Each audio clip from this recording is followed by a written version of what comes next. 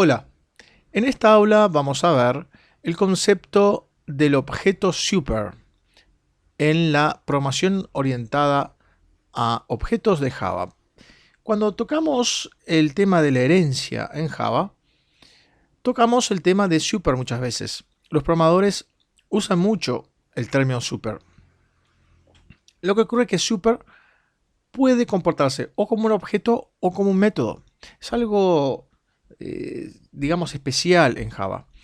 Vamos a ver aquí, como en la clase pasada vimos, acá tenemos la clase customer de clase cliente que hereda de clase person, en la cual, como vimos en el aula anterior, el constructor de esta clase lo que hace es llamar al constructor de la clase padre así de esta manera, con super.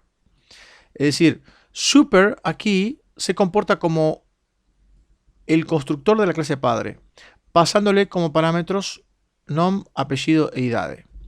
¿Sí? Y lo mismo ocurre con esta situación, con esta otra situación. Tenemos el otro constructor de la clase customer, que a diferencia de este otro que sí tiene parámetros, acá no tiene parámetros. Y aquí tenemos super seguido de paréntesis vacíos. Bueno, lo que está haciendo Java es llamar a un constructor de la clase padre que no tenga parámetros. Entonces, de hecho, vamos a ver las dos situaciones. Acá tenemos dos situaciones. Una situación y otra situación. Aquí está llamando al constructor con parámetros y aquí está llamando al constructor sin parámetros de la clase padre. Bien, en class person tenemos entonces los dos constructores. Este, el que recibe parámetros, y este otro, el que no recibe parámetros. Y por lo tanto, inicializa con valores por defecto, ¿sí? Valores vacíos y con un 0.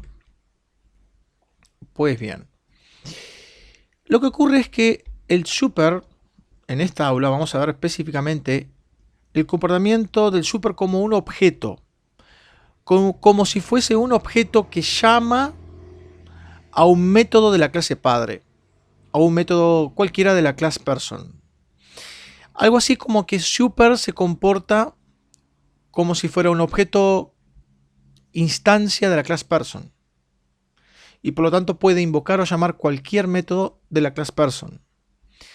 Bien, ya que class customer hereda de la clase person, vamos aquí al método mostrar info del aula anterior, que vimos que es lo que hacía, mostrar información de un cliente con su string, cliente de nombre, dos puntos, y llamando al getNom de la clase person, luego seguido de un string que es compuesto por un espacio en blanco, seguido de un método que llama que muestra al apellido de la persona.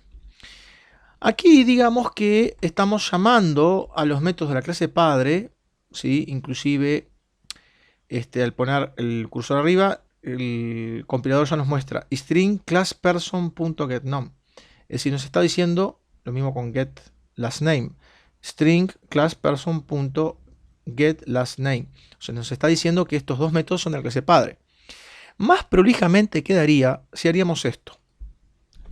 Vamos a escribir super.getNom y super.getLastName. ¿Por qué? Porque aquí super se comporta como si fuera un objeto instancia de la clase person, es decir, como si fuera una persona, un objeto person, una persona, y que está invocando al método getNom y el método getLastName. En esta situación es particular. Luego, en el aula siguiente vamos a ver otra situación más que vamos a utilizar el método super. El método super de la clase padre y al objeto super, invocando algún método de la clase padre. Es decir, super se comporta como un método y se comporta también como un objeto. Aquí como un objeto y aquí como un método. Vamos a compilar este programa. Nos paramos en la clase main, que es el mismo del aula anterior, no cambió nada, ¿sí? Ejecutamos el programa y la ejecución es la misma que del aula anterior, ¿sí? Simplemente muestra exactamente lo mismo que el aula anterior. Cliente nombre Juana Pereira Suárez, con ID de cliente y con un código ID de cliente. Simplemente la idea es esa, tener en cuenta que el objeto super es cuando super es tratado como un objeto y se dice objeto super cuando invoca un método de la clase padre, y también podemos decir el método super cuando utiliza paréntesis, ya sea sin parámetros o con parámetros, que es en este caso aquí.